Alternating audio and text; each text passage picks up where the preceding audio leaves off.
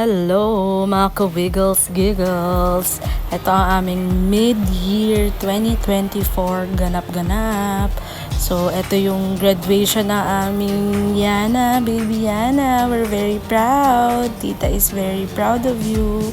Yan ang aming valedictorian. Siyempre, ito din yung month na ako'y naging resource speaker.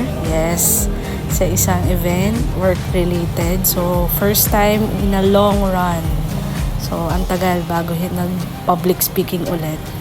So, ito rin yung week na pinag-drive ko yung sarili ko.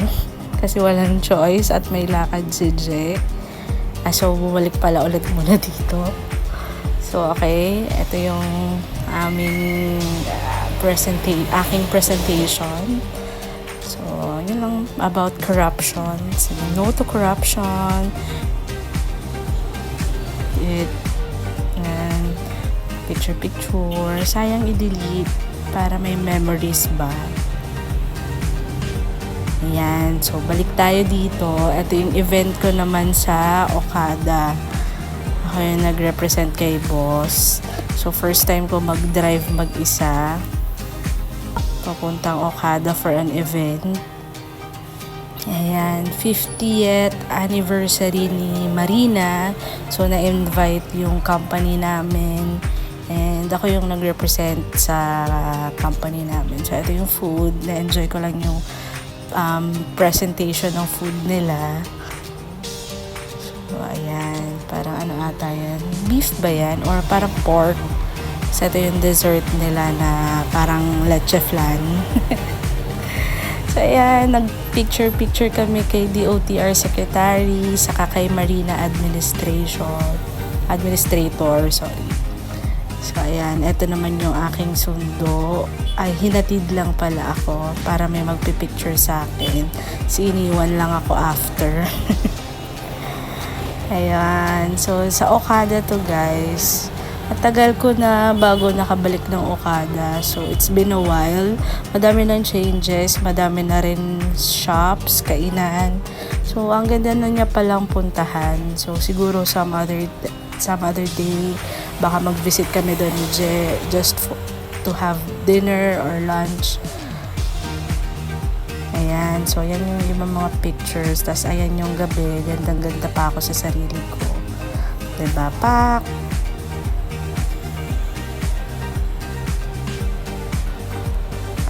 So, yan, the next weekend ay nag-church kami kasama si Mama. So, dinate namin siya. Tapos, sa office, para sarap nito guys. Kaya talagang sinama ko siya dito sa video. Champurado. Ayan o, niluto din niya ni Maki. Yung parang champuradong ube. Tapos the next day, diet na ako. Tapos yan, pumunta rin pala kami sa Kupang. Kasi nandun ang aming baby boy, na big boy na si Ken, na puro cellphone. Bakasyon sila eh. So, ito rin yung week na nagpasyal-pasyal kami dito sa may Dasma. First time namin magawi dito sa area na to. Okay pala yung park dito. Public park siya. Pero ang linis niya. Tapos, ang dami niyang pwedeng gawin. So, yan. Madaming light. Kahit hindi pa Christmas, itong time na to. Parang, malinis siya sa mata. Okay mag-jogging. Tapos, may mga pagganito pa sila. Itong mga simpleng date lang namin. Masaya na kami dito. Diba? Ang ganda, diba? Sayang naman i-delete. So, ayan. Might as well share. Dito lang naman sa YouTube to. Ayan, diba? Gandang-ganda sa sarili. Ayan, diba? Christmas feels.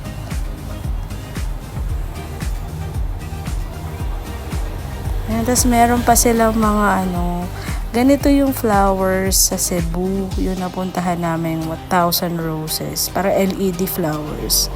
So, meron din palang ganitong version dito sa Dasma. So, ayan.